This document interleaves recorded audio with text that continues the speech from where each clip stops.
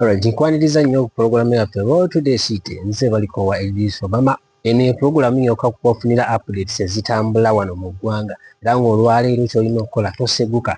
Naye nga katutandikeko n'ensonga naddala etrendi nga omusango gwa Christopher Olyem waagulabyeko. Wali olabyeko omutemu naye nga yasinga okubeera ne Lakizale mu musango gwe. Ky'olina okukola olina kwekuumira ku ki? Ku BBS. So katandikeko wiiki ewedde eyo. Waliwo amawulire agaali gatambula. Omukulu Eddy Kenzo yavaayo n'ategeeza nti yali ku interview emu ne Ssendi n'agamba nti abayimbi abaayimba naddala mu mwaka gwa 1997 nti tosobola bakompeyalinga n'ab'omulembe guno naddala abaatandikira mu 2000. Awo nno wabaddewo empawa. Tulabyeko abayimbi ba kadongo kamu bangi abaakaaba amaziga abasajja abakulu. Kandi abantu abakulu ne bavaayo ne bagamba Kenzo akoze kyaki ekyo, lwaki abasajja abayisaamu egaali okutuuka okubalagira. Kenzo n'ategeeza nti bw'otunuulira Godfred Ssebatta y'omu ku masajja eyali ayimba music ow'amaanyi, naye nti kikwewuunyisa nti asobola okujja ku office ng'atambuza bigere. Kenzo n'agamba nti naye abaana b'omulembe guno naddala kati nga Kenzo, twogere ku His Excellency Robert Kyagulanyi Ssentamu, oyo kati ebya music oyinza omutamugeraageranya, oyo kati level gy'aliko ndala nnyo. Twogere ku Dr. Jose Chameleone, twogere ku Amisa Kisemakula, Ronald Mayinja, wadde music yatuuka n'akyankalanamu nga yagamba nti abo bakoze ky'amaanyi okuba nti music industry ya Uganda weeri. Naye kankuzeeyo emabega. Do you remember abayimbi abaali ab'amaanyi naddala okutandika nga mu 1962 kantandikiraawo? Dani Mugulo omumanyi, ojjukira omuyimbi yayimba akayimba abaalaba ataliiwo mu biseera Kabaka we yagendera mu Exile. Abayimbi baali b'amaanyi. Omugenzi basudde nga Eddy Kenzo kennyini yaddamuko n'oluyimba olw'omugenzi basudde, ate nno ne luhiitinga. Nkuwayo omuyimbi ani? Godfred Ssebatta ayina ennyimba naawe lw'otuuka okuwulira n'ogamba nti ono yali muyimbi wa nsonga. So Kenzo n'ategeeza nti it is not about okuyimba, naye twogera ku success naddala gy'ofunyeewo nga ggwe omuyimbi. Nti ye Kenzo agamba nti tebaakola kimala. Abantu nno baavaayo bangi ne bambalira Eddy Kenzo ne bagamba Kenzo akoze bubi nnyo era alina okwetondera abayimbi abo, nti abayimbi abo gwe musingi oguyimirizaawo Ugandan industry. So abantu nga bagamba nti Kenzo alina okwetonda, naye nze omu ku abo abagamba nti kijja kuba kizibu nnyo Kenzo okufukamira ne yeetonda. Mpozzi ng'era akubidde basajja be ng'abo Godfred Ssebatta n'agendayo ku ofiisi n'amutuuza ne boogera ng'abantu abakulu, naye nga tayinza kwetonda kuba Kenzo ategeeza nti ssaawa zino mu guno omulembe ogw'omwaka ogw'ekyasa kye-2000 bakubye music international award bazireese, BET award bazireese. Kati nga ye Kenzo agamba nti even achievement yayogera ku by'obugagga n'agamba ennyumba nti noonyayo omuyimbi awo, naye waliwo omuyimbi wa kadongo kamu eyayimba ensi tekungulwa, eziti Segamwenge, nti oyo omusajja mugagga, nti era woba omugeraageranya Kenzo tosobola kumwepimako. Abantu ne bagamba nti Kenzo abayimbi ba kadongo kamu mu biseera by'edda ekyamazima baayita mu struggle, nti Ssebatta bayinza okuva wano nti bagenda geyaaza ne bategeka ekisaawe kiramba ne basiba ekikaali abantu ne bayingira 37, naye ng'olowooza bayingiriranga ssente meka? 3,000, 2,000. Nti naye ab'omulembe guno nti lwakuba nti tuli mu mulembe gwa .com ebintu bizze nnyo, nti tujanjawaza TikTok weeri osobola okupushinga music, nti abantu b'edda baayinanga obuzibu bunene nnyo okuba nti basobola okupromotinga music. So nga nno Kenzo yandibadde awaako naddala abakadde abo respect. So ye n'ategeeza nti abo abantu tebaakola kimala. Ne wabaawo nalabyeko omukulu ng'ava yagamba nti ekyatta abasajja b'edda kyali kimu kyokka.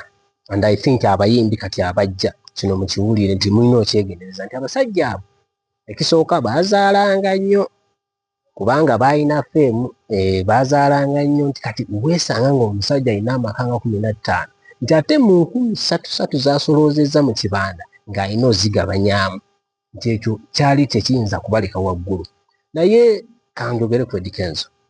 Mujjukira akayimba k'Eddy Kenzo Stamina akajja I think ne President Museveni yakakozesaako mu campaign ze 2011 and I think lwe lugendo lwa Eddy Kenzo I think okuva ne ku Eddy Kenzo teyafulumba government bwemuba mujjukira kuva 2011 mu kayimba ka Stamina akakola mu kampeyini za Mwami Museveni kati bano abayimbi nga bagamba nti Eddy Kenzo afunye omukisa nti ye since bwe yayingira music of course yali mwavu nti yatoba nnyo najja naye yalina omukisa ekyamazima nti 2011 president yasobola okumuwa I think abali ku mawulire ebiseera ebyo bazaali miliyoni 4 nti bwoziwa omuyimbi ekyamazima batasigala kyekimu era nga n'abamu bagamba nti Eddy Kenzo ebintu byogerako nti gw'olina ssente ekyamazima otambulidde mu gavumenti nti ekuwa akasente kampeyini gwakulira kino ate nga gwe pulezidenti w'abayimbi nti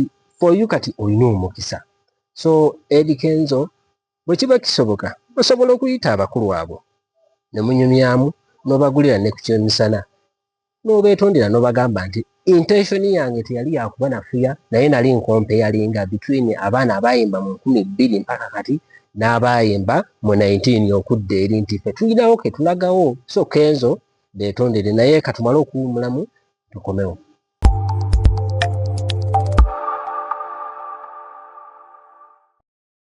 Tuba tukyali ku Eddy Kenzo okuba nti yayisizaamu abayimbi b'akadongo kamwe egaali ate Sizza Bafana abajjukira Sizza Bafana yatukubira akayimba jjayo nteekeyo yabadde Mbaale ng'ayisa mu Eddy Kenzo egaali producer tuteereyoko ka vidiyo ako nga Sizza Bafana ayogera ku Eddy Kenzo nga si musanyufu nnyo eri Eddy Kenzo.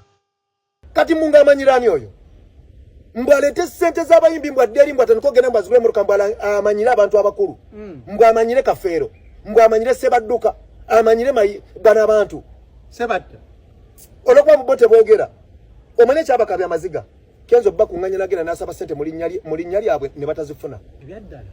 Kenzo yakuŋŋanya abayimbi gavumenti tesobola kukuyamba nga temuli ki wamu yakuŋŋanya abayimbi kyova olabanga mu federation eriyo abayimbi abatalinnyangayo. Bafana yategeeza nti Eddy Kenzo nti ate ye alabika ali waggulu nnyo ku Eddy Kenzo nga yategeeza nti Kenzo mu federation yawugedde bingi nnyo mujja kubira nga mumberabye mu kano ka vidiyo nti balina okufuna ssente naye ensonga erabika ya ssente so nzingamba nga pulezidenti w'abayimbi Eddy Kenzo please try obeere ng'osobola owuliziganya omukulembeze olina okuba nga olina abakukkiririzaamu n'abatakukkiririzaamu so bw'obeera n'abantu bwe batyo kyensaba Eddy Kenzo bw'olaba nga Bafana ng'avuddeyo actually waliwo n'abayimbi abalala si Bafana yeka basobola okuvaayo okwogera naye nga tebasobola kukola ki kuyisaawo ddoboozi bw'olaba omuyimbi ng'oyo Bafana ng'alina issue yonna eri kugwa okubira akasimu omugambe muganda wange kyekiriwo oyo nno Bafana omulaba oyo ekifo kyennyini ekyeyakuliramu eky'Emmengo n'erireesa Musuza kyeyalimu so and I think abo baba baluganda so Kenzo okubira Bafana omugambe at least mutereeze ensonga eyo mpozi nate katugende ku nsonga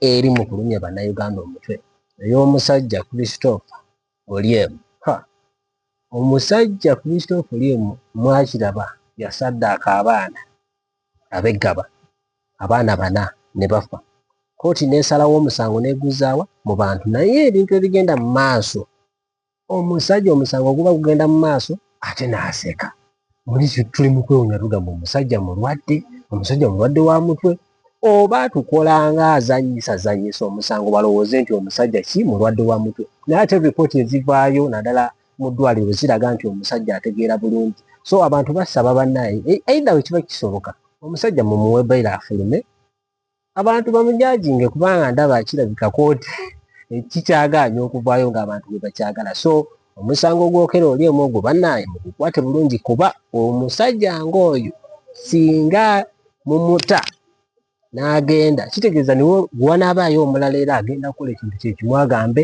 nja kukola nga Christopher kye yakola bwe banaatuusa mu kooti nange neefuula omulalu so tusaba kooti omusango guno ogwa Christopher Olyemu kooti mugukwate n'obwenkanya kubanga abantu ekyamazima bennyamivu olw'okuba nti omuntu n'ovaayo n'osaddaako abaana abato myaka 3 4 5 abatalina musango gwonna so ekyo tukirekere kooti naye mpozi ekirala ekiriwo KCC evuddeyo nti ekiriyalinga buli kimu abantu ebweru eyo abantu bakaaba abantu bagamba etteeka eryafulumye simanya building control amendment bill 225 abantu simanyi and I think katukiyiseewo kubanga ffe tuliwo okuyisaawo naddala abantu bekikwatako bwe bakiraba ne bakyusaamu nti etteeka lino ekyamazima abantu libayisa bubi kuba abatembeeyi bakkiriza ne bava ku situuti ne bakola ki ne bagenda naye ate kino ekijja nti abantu niwoba nga oli Bukomansimbi oba oli Kiboga akayumbako ke wazimba mu 1970